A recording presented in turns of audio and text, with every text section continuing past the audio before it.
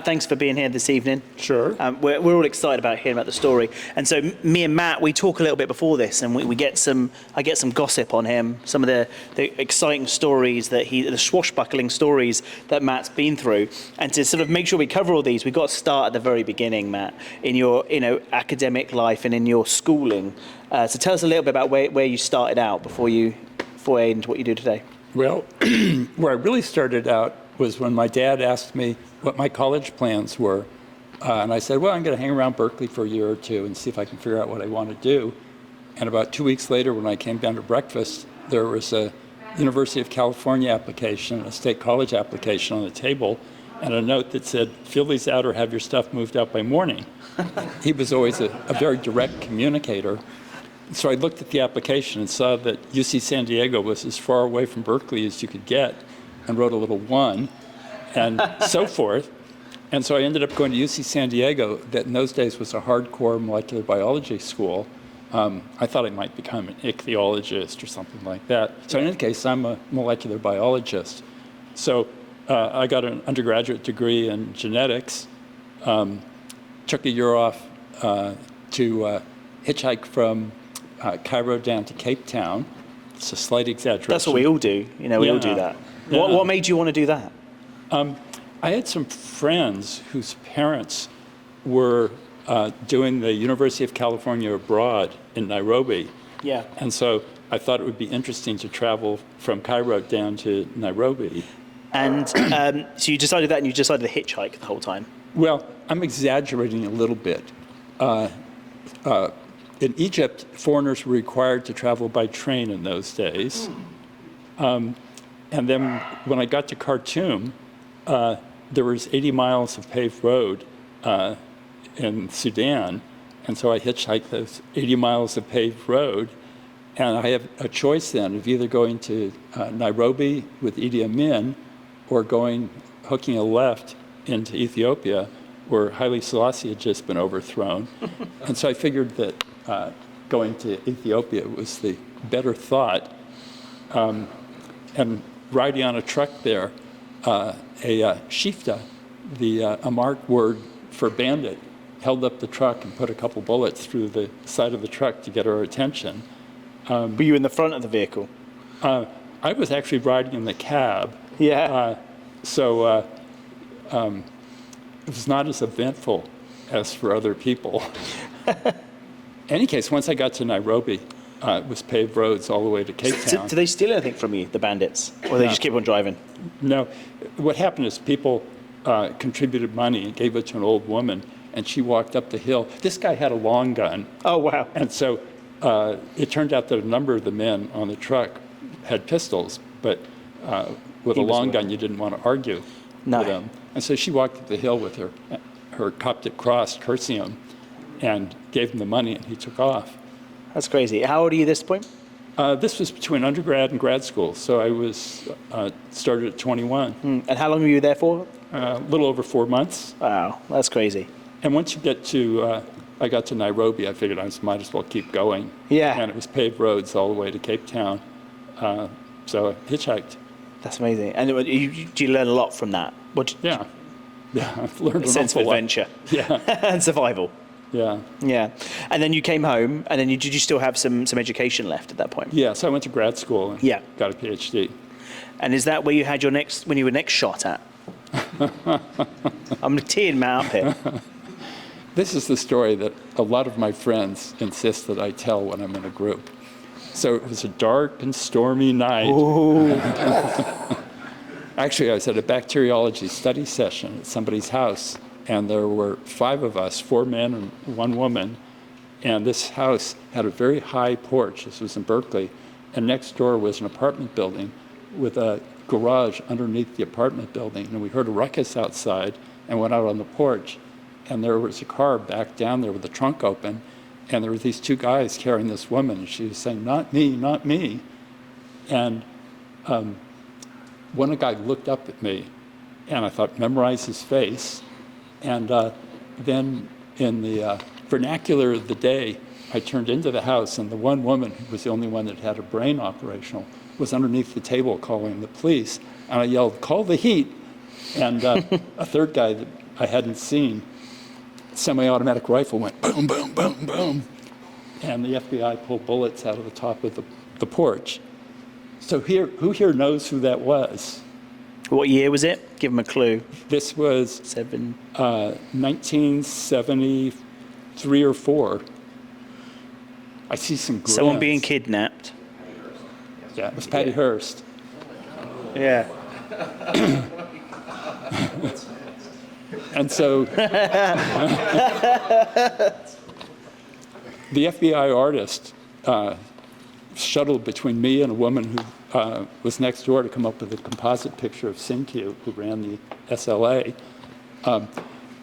We 4 not very bright men jumped up and tried to run after the car and get a license plate. And a second car we hadn't seen pulled alongside and started shooting again.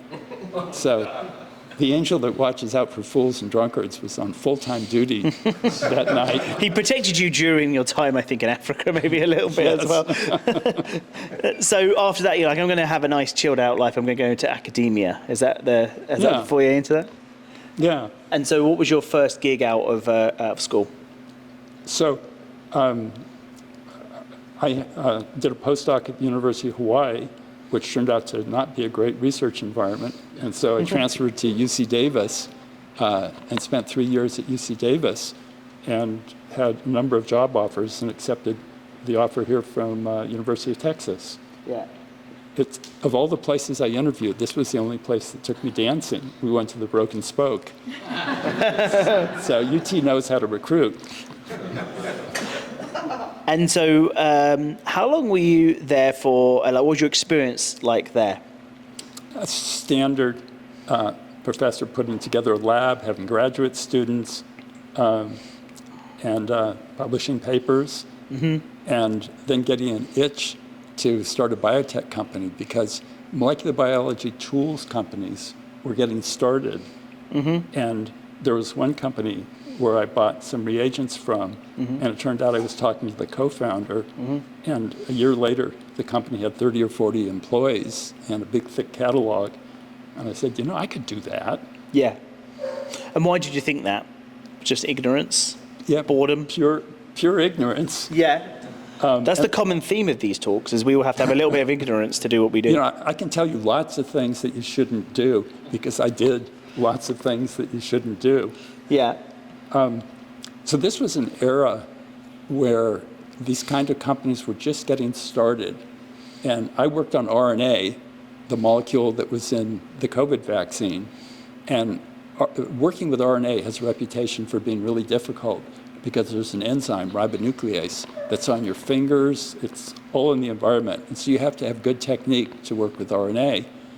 And so I thought, make better enzymes that are ribonuclease free. Most commercial enzymes were contaminated with ribonuclease, and sell them at a lower price.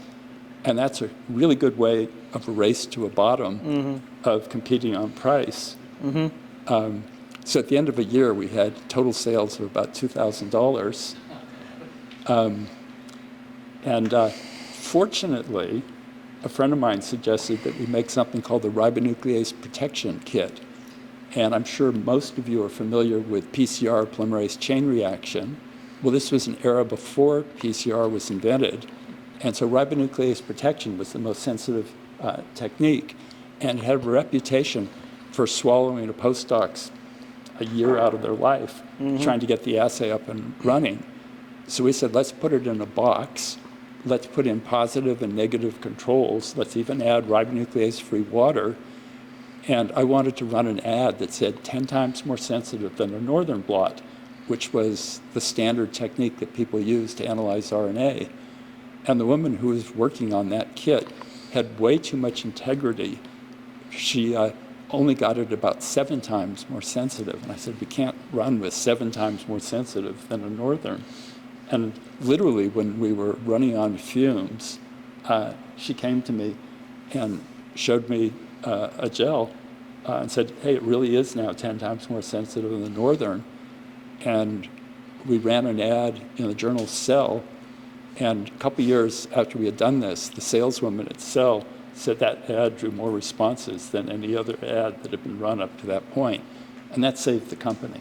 And so just to give us a bit of placement on this, are you still in academia at this point, or have you started to spend too much time on the company and maybe been asked to choose your lane? I was still in academia. Yeah. And so I tried to do both for a while, and then I took a half-time leave of absence, and then I took a full-time leave of absence. And then the dean asked if I was going to fish or cut bait. And I cut bait. Yeah. And was that kind of a hard decision to make because you're moving away from a steady job to this volatile world? It was a necessary decision to make, and so I didn't spend a lot of time thinking about it. Incidentally, I just went to a UT event, and they sat me next to Mary Ann Rankin, who was then the dean. And we've been old friends now for 30 years. So it was good catching up with the dean who fired me. And she's like, thank God I fired you because you went on to be a huge success. Isn't that the way college dropouts, people who get fired often go on to do great things, I think.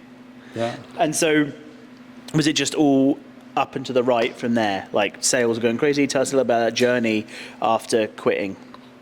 Well, to do a ribonuclease protection assay, you need a radioactive RNA probe. And so the logical thing was to make probe synthesis kits.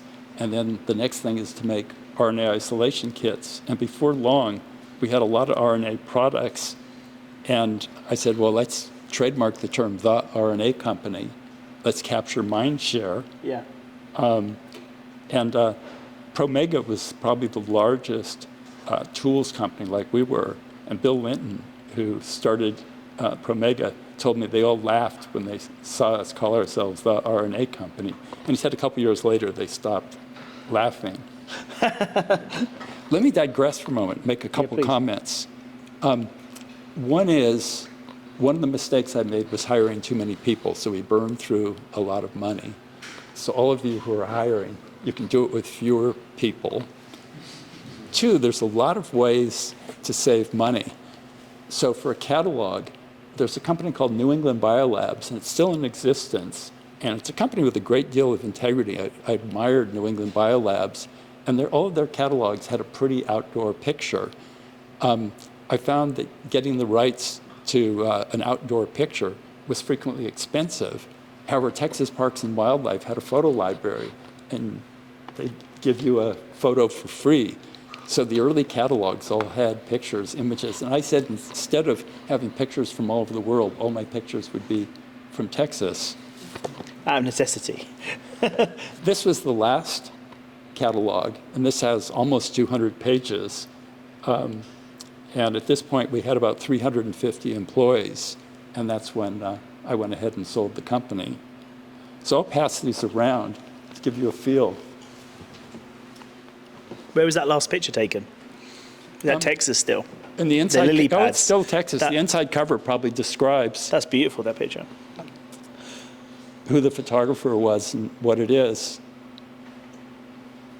So you were saying that you had about 300 employees at the point of the thicker catalogue, and you're like, so what was the decision to sell that company? So I gave my senior scientists, so one, the company was organized in what I call the strong senior scientist model. So it was organized the way an academic lab is organized, because that's all I knew. I hadn't ever worked in a company before. And so I hired very promising people out of their postdocs. Yeah.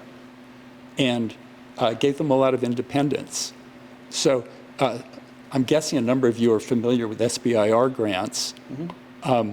We became an SBIR grant mill, and the NIH really liked us because everything we said we would do, we actually delivered and had products.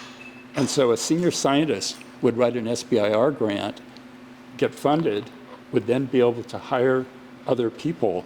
And so the scientists were essentially like independent researchers. Yeah.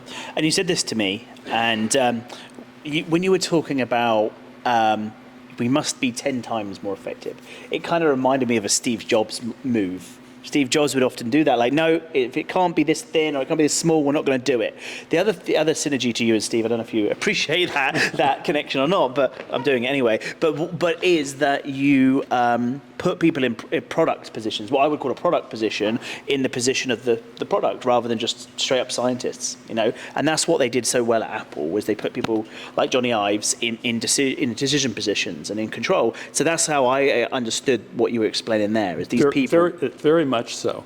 So marketing was clearly second tier, and what drove the company were individual scientists. And one of the scientists came to me and said he wanted to work on something called microRNAs. And I said, micro what? I'd never heard of them. And at that point, there were fewer than a dozen papers in the literature on microRNAs, and most of them didn't even call them microRNAs. By last year, I went ahead and looked on PubMed. There were over 40,000 publications on microRNAs.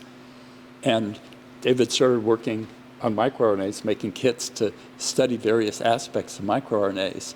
And he came in one day and showed me a gel comparing the expression pattern of microRNAs from tumor tissue and normal adjacent tissue. And it was very different. And so he'd go for it. And eventually he was able to find microRNAs that were depleted in tumor cells, and if he added them back to tumor cells in a dish, it killed them. If he added them back to normal cells, it had no effect. So it looked like a silver bullet. And that's when I started thinking about maybe we should be in a different business. What year was this? This would have been Sorry, put it on the spot. 1995. Yeah. Because again, I'm in the technology world more so, and like again, the synergies there to Google and allowing their staff to have these side projects on the side and giving that autonomy, because a lot of the great ideas come from that. So do you think? I think you said to me you have a name for that, the way that you organise that. The strong senior scientist model. The strong senior scientist model. And then did you then foyer that into the new company, that same kind of concept? Well, you know, I prefaced this by saying that I learned lots of things that you shouldn't do. And one of them is jumping into a space where you literally know nothing about. MicroRNAs look like they make great diagnostic analytes also. And for trivial reasons, if any of you are cell biologists, you would understand the reason. They're not good diagnostic analytes. And so we were going to be a diagnostic company. And we quickly found out, we had one diagnostic assay that we were able to sell actually for $10 million as we tried to get out of that business. And we pivoted and developed assays for genetic diseases. I took I took way too many people with me. Bad mistake. So that was when you really realised, maybe I don't need so many people to run a company at that point. Early in Ambion, when we were almost running out of money, Asuragen, it's a good way to, excuse me, to run out of money. And I guess it's like even scarier to know that you have to pivot and you've got all these people that are in place. And you need to pivot into this new type of business. Yeah, and the hardest thing is to let your friends go, where you realize you have to cut your burn rate. Yeah, that would be hard. So this second company, what was the trajectory of that and how did that go in the end? So you made this pivot from diagnostics. Yeah, it eventually became a very successful company, and we sold it about 3 years ago. 3 years ago now? Yeah, 3.5 years ago. Who bought that? Biotech bought it. Was that something you wanted to do, or was it something like the time is right, like before, I'm going to sell and I'm actively going to go and run this process? Or was it an offer that came in and you're like, you know what, it's time? The time was right. We needed a partner who had more reach. And a number of people who invested in the company were getting impatient. Oh, right, yeah. So it just made perfect sense to go ahead and sell the company. That's 3 years ago. And then when that happened, did you work with them for a bit, just as a kind of golden handcuffs type thing? Just clean break. So I realized that I just did not know much about the diagnostic industry. And took that long to realize? Well, it took me about 5 years to realize this. And I ended up hiring an experienced diagnostic executive and moved out of my larger office, gave him the office. Was smart enough to realize that a company can have only one CEO, and when people would come to me and try to go around him, I'd say, hey, he was also named Matt. Oh, it's a good name. It's a strong name. And I'd say, hey, if you talk to Matt. Incidentally, Matt stayed there for probably a couple months and then left to join another company. And he's now back at Biotech, running one of their divisions. So you had this clean cut, and then did you just run off to a beach for a bit, or you started moving into what you do now? Sounds like you're too ambitious to run off to a beach. One of the investors in Asuragen asked me to look at some technology that they were thinking of investing in. And I looked at it and went, well, duh, I should have thought of that. And immediately invested and joined the board. No delay. No, literally no delay. So are you on the board now? Is that like what you do? Is that what you're doing, or is there some other stuff? Tell us more about what you're up to these days. So on the board of Akoya, I had him trademark some 3-word descriptor. I've done that on a number of boards I've been on. Ambion was the RNA company. So I was on the board of a microbiome company, the world's first microbiome company, and they trademarked the term the microbiome company. And I couldn't think of a good 3-word descriptor, but they came up with the spatial biology company, and the whole field now is known as spatial biology. So those of you that are familiar with immunofluorescence, you're basically limited to about 4 different colors. So you can use about 4 different antibodies, and you can't really wash off antibodies. And the great insight that the Stanford professor had is don't stick the fluor on the antibody. Stick short oligos on the antibodies and stick the fluor on the complement of that. So you go ahead and stain with 50 antibodies and then wash in 4 fluors with 4 oligos, light up those 4 targets, capture that image, wash them off, rinse and repeat, and just keep doing that. Works brilliantly. So do you feel like this is a good season where you're sitting in that board position and able to give people this advice and this clarity that you maybe have being a little bit obfuscated from the day-to-day? Yes, and also, because I made so many different mistakes in my career and figured out solutions to them, as I see them coming, I can say, hey, you really might want to cut down on the number of people you're hiring. That's the big one that I think resonated with you. I want to ask you one more question. I'm going to open it up to the floor, and hopefully you guys have got some awesome questions as well, and some industry ones, because I'm sure Matt would love to answer those. But is there any other, my question to you is there any other sort of big learnings, apart from maybe the hiring, that really stuck out to you building the kind of companies you have done? Well, I mentioned that you could use microRNAs to kill tumor cells in culture, and we eventually we're doing experiments where we could kill tumors in mice, and that ended up being good enough data to raise money and create a therapeutics company that was spun out of Asuragen and took it public, and I forgot how much money we raised, but when we closed the company down, we had $50 million in the bank, so it must have been a fairly substantive raise. Yeah. And it leads me to the generalization that 9 out of 10 therapeutics companies are probably going to go belly up, and one of them will get sold for $1 billion. So unless you're a VC firm with a basket of these, it's a risky business. Good to know. So I'm going to pass my mic around. Chris, would you be my glamorous assistant and help me with this? So anyone, just put your hand up if you have a question. That'd be great. Oh, I can do this one. Yeah, thanks for sharing your insights. So I've been processing a lot of healthcare data in terms of claims, EMR, EHR since my days at Humana with Greg. But what I've seen is that population health is getting worse and worse despite using all these, high precision medicine, AI technology, so on and so forth. So if you were to start over, given everything you know, where where would you make a bet to really improve population health in a material way? And if you could project the voice, everyone can hear you at the back, that'd be great. Yeah, so, where would I start over again? Where's a promising space? Well, I read a copy of Science and a copy of Nature every week, so I'm exposed to a lot of stuff. So that's a really difficult question to answer. I easily default to RNA science because that's what I know. And there's microRNA therapeutics companies coming up doing very similar things to what we were doing. And the challenge is, how do you get RNAs into cells? And our delivery technology was very primitive.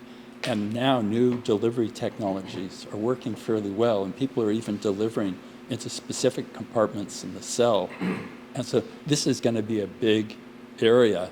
I don't have any particular insights, but I know there's going to be a lot of opportunity in that area. Thank you. Dave, I'll take your, yeah, you can do it. I can take it over to Carlos. So thank you for the excellent insights. I agree. We make a lot of mistakes in this life, and they're definitely painful. What do you think are, so I've raised capital for companies, therapeutics companies, and I've seen many technologies that also have flourished, and sometimes they made it by just a sheer random chance. And then there's other good technologies that sometimes fail. People go in the capital markets, they fail because of some stock movement. Sometimes a biotech doesn't have to be a public company that changes millisecond by millisecond price, because there's going to be a event, a clinical trial might read out that really determines if it's worth, and the rest of it is just financial games that people play. What do you think what do you see in the future that you would like to see as innovations, maybe on the finance side, to try to improve the likelihood of, and maybe match better what the investors are looking for to what the natural life cycle of a biotech company is? And things like, I've done a lot of thinking about this, things like tying the investors, perhaps not even to equity, but perhaps to royalty streams, or putting investment vehicles together that would more reward if everybody wins at the end, rather than having a short-term financial froth, or I don't know what to call it. But I'm sure you've seen this. How do you align that? Because the finances ends up in many cases being the tail that wags the dog, and then the scientific success or failure, and in some cases it ends up failing and then ends up working later. And it was, you really need both of these sides of the coin for a biotechnology company to work, right? It's not a government project. It is a for-profit enterprise. Well, I don't have any brilliant insights here, but biotechnology takes a lot longer than tech does. Yeah, it's a weird field. And it's a high-risk endeavor. And so there has to be enough upside for investors to make it worth their while to do something that's such a high risk. My first company, Ambion, that was a tools company, you made stuff and you sold it. That's really my favorite kind of company now, private companies making stuff and selling it. Yeah, for therapeutics, it's a challenge, right? You don't see an outcome for 5 to 10 years. I'll get it over there. Hey, thank you. I was talking earlier about the buzz that's been building around Austin as a biotech hub, and I was talking with Patty earlier, and she mentioned this is not the first time that there's been buzz about Austin as a biotech hub, and I'm curious about how you see, having been working in this space for a while, where are we on the trend line, and are there any things that we're missing if we really want to be a biotech hub like the Bay Area or Cambridge? So in about 1990, some guy published an article claiming that the Austin-San Antonio corridor would be the biotech center of the world. It wasn't. But do you think it's gone up in towards Dallas and Fort Worth? That's what You know, I don't have any great insight there. Yeah. You know, I'm sure someone you could ask Siri. She would probably know. I've just noticed like people like Techstars have started opening offices in Fort Worth with a focus on biotech and things like that as well. Yeah. I'm just sort of seeing it go that far away. Yeah.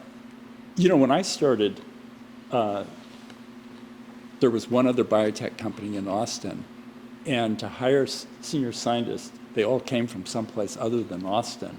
And now at least you can hire people.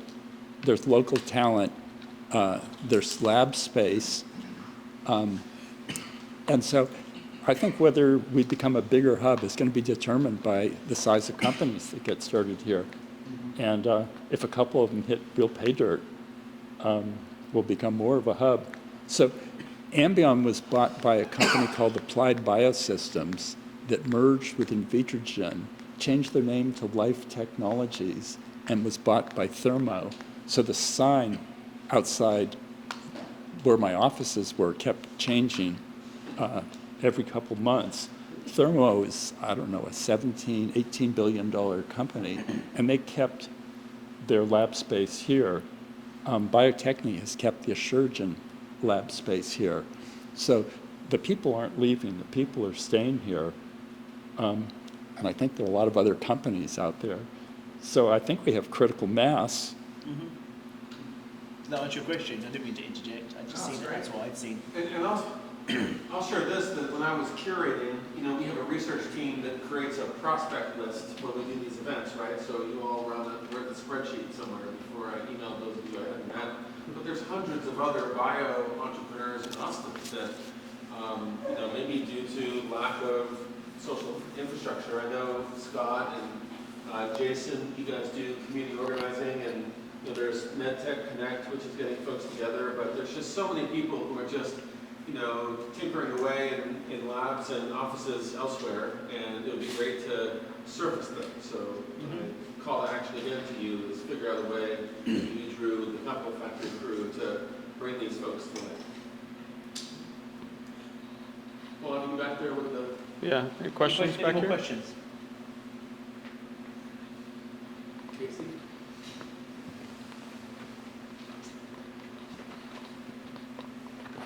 I'm going to throw a kind of super nerdy question at you since you're here.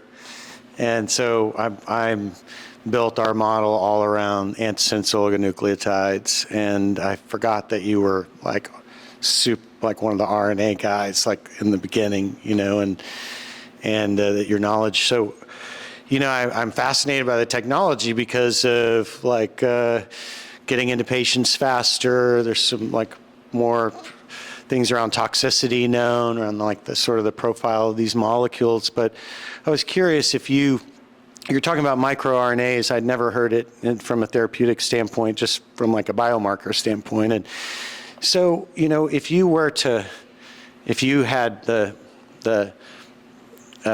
crystal ball in your brain of where you might see RNA therapeutics heading in terms of the impact for patients, like you know, the siRNAs, RNAis, the ASOs, and what do you feel like from a technology standpoint is going to sort of win the day, or that most excites you from a therapeutic point with genetic disease, like monogenic genetic diseases, where you're either knocking a gene down or like restoring protein function or doing some of these sort of core activities with these genes?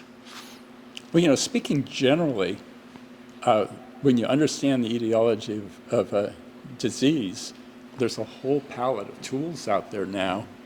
And if you have technology for getting those tools in and where they need to be, you know, my expectation is a lot of these diseases are going to be cured or semi-cured. You know, every day it'll be a new one. We're in the golden age. Yeah. Do you have a favorite? Do you have a favorite RNA? I mean, is it microRNA is your favorite right now?